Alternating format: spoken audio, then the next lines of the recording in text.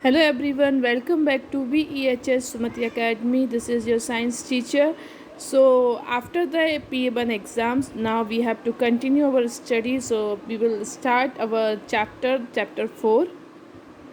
As we have already started our chapter 4, sorting out materials and objects.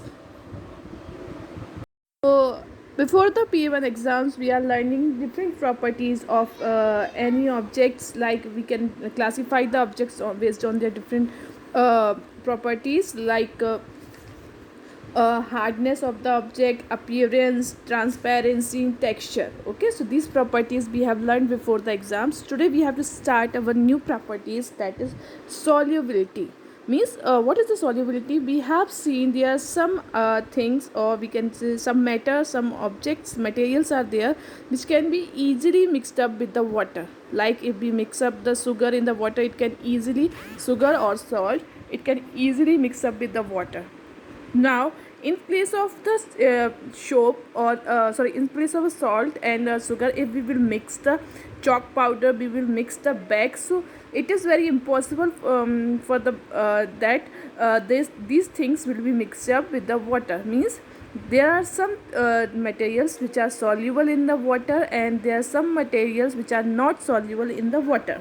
uh, so first thing, we have to talk about the solute, solvent and solution. So what is the solvent? In which we add up or we mix up the things or materials. Like in the water we mix up the salt, we mix up the sugar, so that means water is a solvent. Now next is solute. Whatever is being mixed up in the water, that is called as a solute, like sugar and salt. Okay, so that means there are some materials which can soluble in the water and which are not soluble in water. So on the basis of solubility, we can differentiate or we can classify the materials or matters. Now if we will talk about the water is a universal solvent, but it is also very important for us because whenever we have to it is also, water is also present in our body, and it also dissolve the food which we eat. Okay, now in some areas like kerosene oil, petrol, these liquids are also used as a solvent. So we have learned what are the solubility. So this is the property to being soluble or unsoluble in the water. This is called as a solubility. Now if we will further move on to the next page, so we can find two types of material, that is immiscible and miscible. Okay, so what are the immiscible and miscible? So the thing that is very clear. Means there are some liquids which can easily mix up with the water, and they mix up completely. So these are called as a miscible with the water.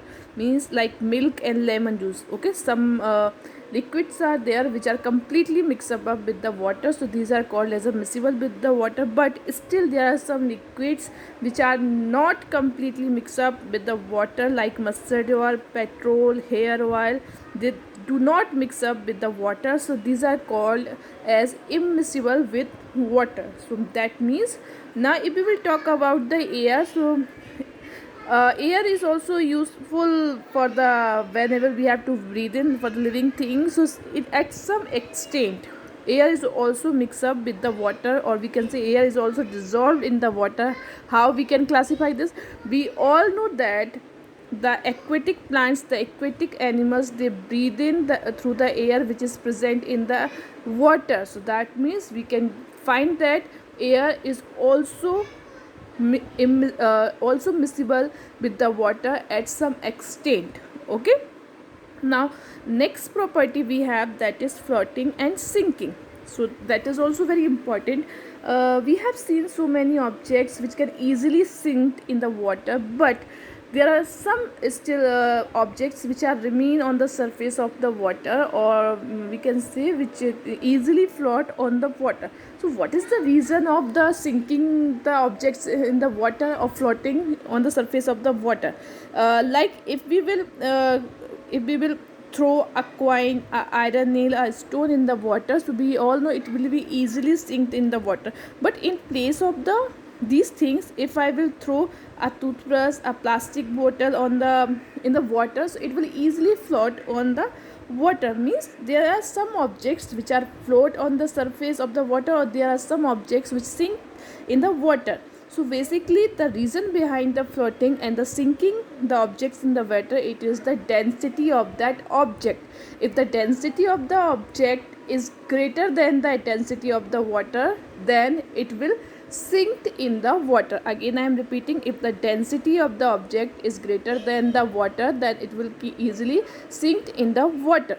Now if the density of the object is lower than the density of the water, so it will float on the surface. Now again a question is there, what is density? So basically density, the weight of the object per area. Obviously the weight of the object is a mass, and per area we can say it volume. So mass per mass by volume means a weight of mass of the object per volume is known as a density. Means if the area and the mass of the object is greater than the area and mass of the water, then it will sink, otherwise it will float in the on the surface of the water. So these are the two properties which we have learned today. First thing, solubility, second, floating and sinking.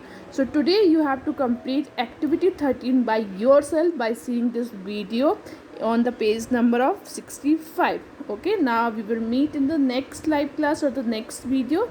Till you have to read this chapter, because we have get a gap just because of the PA1 exam. So you have to read again this chapter to understand it better.